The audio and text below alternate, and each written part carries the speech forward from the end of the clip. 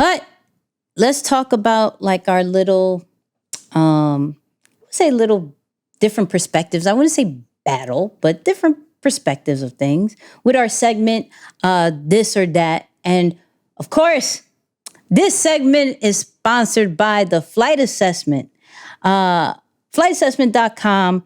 Discover your personal superpower and learn how to use your superpower to become a master communicator, strengthen all your relationships, and develop the self-awareness you need to fulfill your highest potential. So go to flightassessment.com. You feel me? Now for This or That, we are talking about people copying your ideas and what to do about it. Like, do you care? Do you not? Should we leave it alone? Should we make a big stink out of it? And so I was scrolling on Instagram, as I do, right? And shout out to Sierra Nicole, who gave a different perspective of what to do when people copy your ideas. And I was like, oh, I had a whole other This or That, by the way, that we'll go over maybe another time. But this one, yeah, let's, I want your perspective on this. I am pissed. Like, I'm pissed right now. I have spent years, guys, I have literally spent years perfecting my business credit and funding course, okay? Years, since 2019, trying to create the best program to help people get funding. And you know what someone does? You know what they do? They steal your course and they sell it as their own. That's the very thing that you've been working hard for. And so, you know what?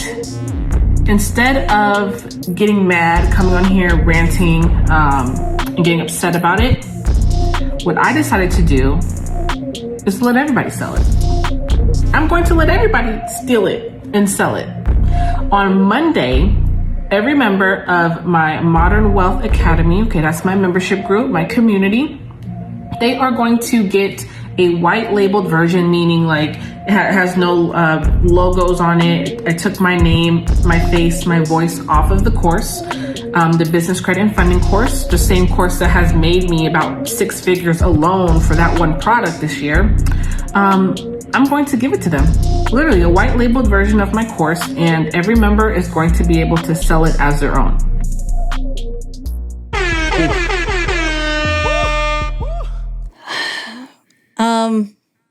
So Moose, is that smart? Is that being proactive? I want to hear your version first of what are your thoughts on when somebody copies and her route of combating it.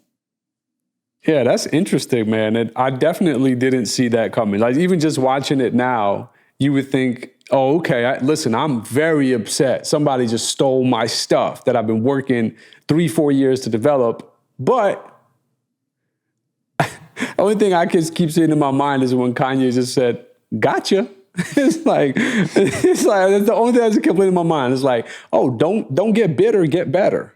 So I do like that idea of anytime you can find an opportunity to not just fold, but find whatever it is within you to get better, take it. Take that opportunity. So I like it because at the end of the day, we as creators or whatever the case may be, and we talked about this on the live some time back, you have to continue to reinvent yourself. It's about being innovative. We don't settle for the same products, especially if they stay the same, right? We get in the habit of wanting something new. So I think, and I don't know much about her brand. I'm definitely going to look into her a little bit more. But it's really cool. I don't know. I dig it. I'm gonna just say that in short. I dig it. I like the idea of saying, you know what?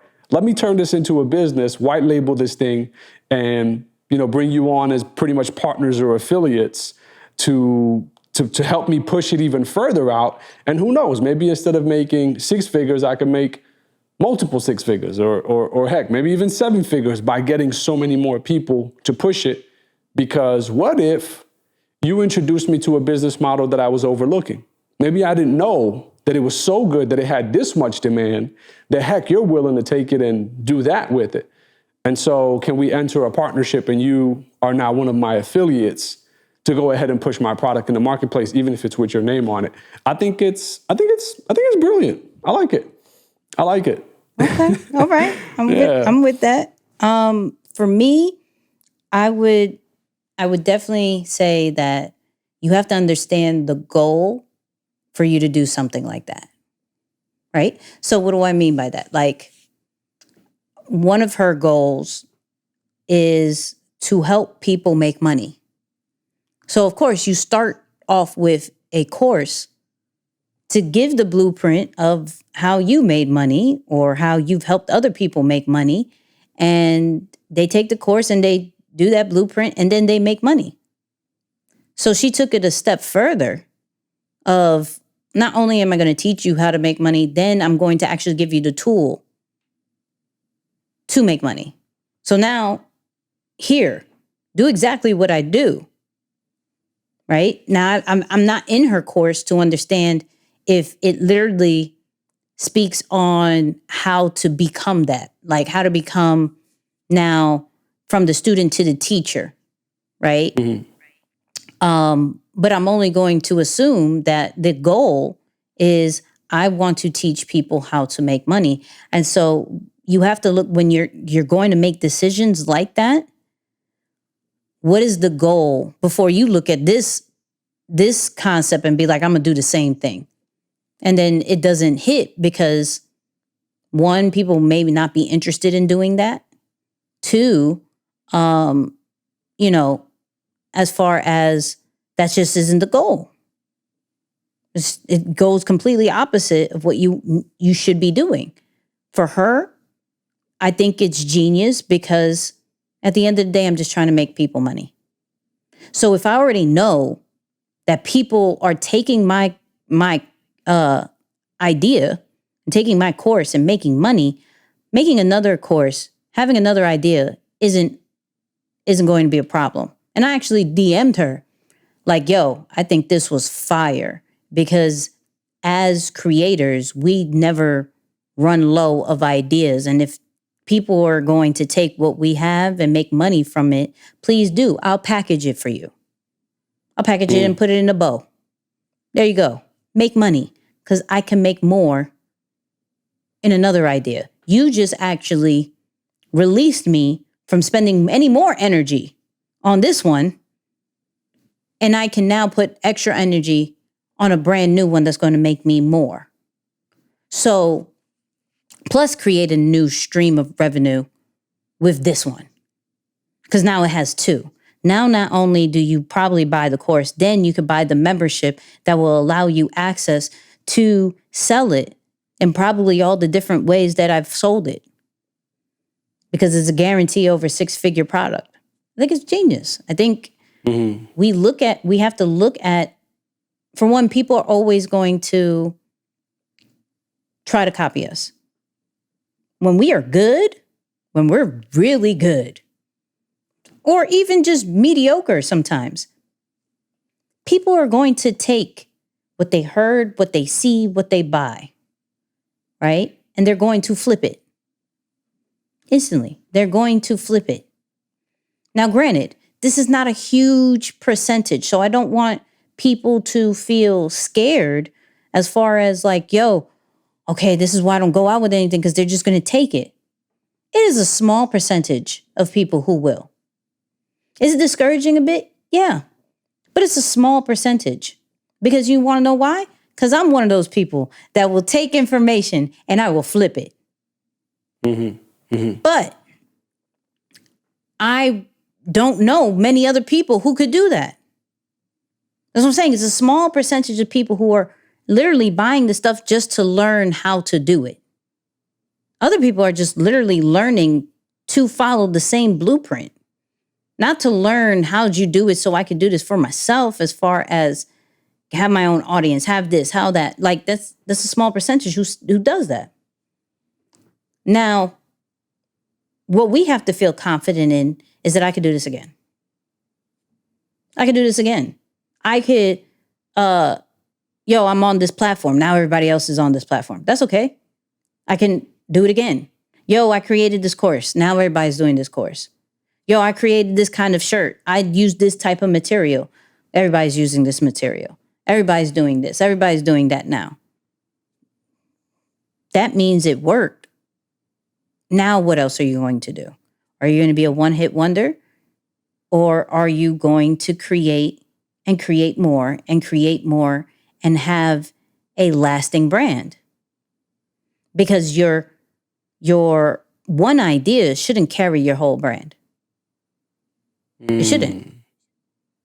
It should put a dent in it. Absolutely. It should be a great start to it, or enough to get your name out there. Absolutely. It shouldn't carry it for years.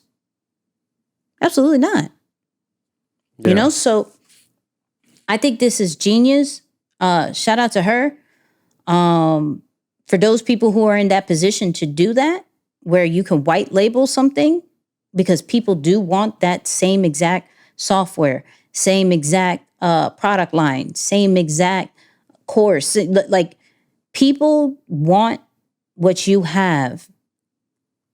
It's about how do you enable them that will still work out for you? How do you still get money from it? How do you still get equity from it? How do you still get the percentage? How do you still get credited for that? That's kind of what you have to think about before you just go, oh, they said white label it here, take it. Yeah. Yeah, I think too, you definitely, no ego is involved in this process, right? Because if you notice, if you have such a strong attachment to what you're creating, then it may be very difficult for you to do that, because maybe your worth, your value, your self-esteem, I don't know, could be tied to the product. And so you're so offended or so hurt that someone did that to you, then you begin to feel betrayed, offended. And by the way, you all, by all right, you should feel that, right? I would understand even if you do feel that. But I think that there's a level of selflessness, because like you said, it goes back to the goal and the objective of why you originally started this.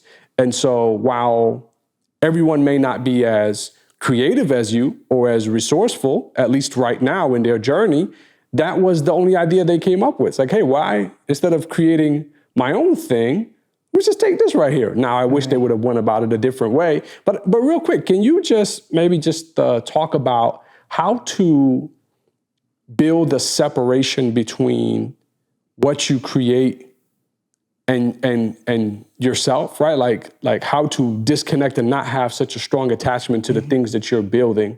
Because, when things like that happen, I would hate to see somebody just completely lose it because all of their value and worth was tied into that. Yeah, once again, it goes back to what is the goal, right? Like, for me, like, my goal is to make sure that everybody, regardless of following, regardless of environment, background, whatever, feels comfortable enough to put themselves out there through content, right? Now, I may have with Deeper Than the Brand, I may have a great community, and then somebody, the people who are in there steals that same concept, right? Now, like 4 or 5 people are coming out with content branding communities. Okay, cool. My goal is to make sure people feel comfortable creating content.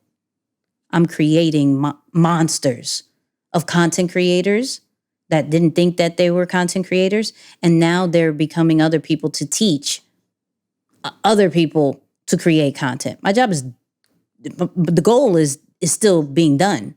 Now, how do I think bigger of, okay, boom, check, that works.